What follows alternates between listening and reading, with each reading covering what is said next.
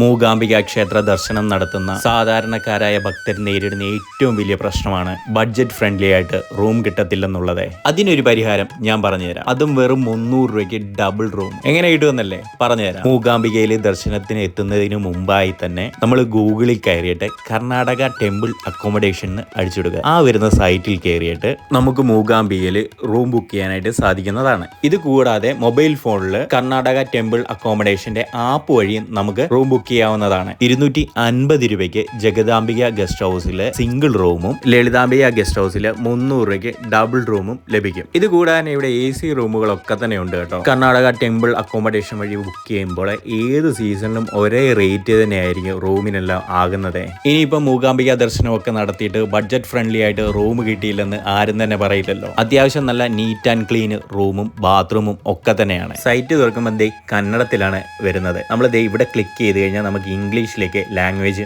മാറ്റാവുന്നതുമാണ്. Login ചെയ്ത് book ചെയ്യാവുന്നതുമാണ്. അപ്പോഴേ ഒരു കാര്യം കൂടി, ക്ഷേത്രത്തിന് തൊട്ടടുത്ത് കിടക്കുന്നത് ജഗദാംബിക ഗസ്റ്റ് ഹൗസ് ആണ് കേട്ടോ. ഇനിയിപ്പോൾ മൂകാംബിക ക്ഷേത്ര ദർശനത്തിന് വന്നിട്ട് ബഡ്ജറ്റ് ഫ്രണ്ട്ലി ആയിട്ട് റൂം കിട്ടിയില്ലെന്ന് ആരും തന്നെ പറയില്ലല്ലോ അല്ലേ.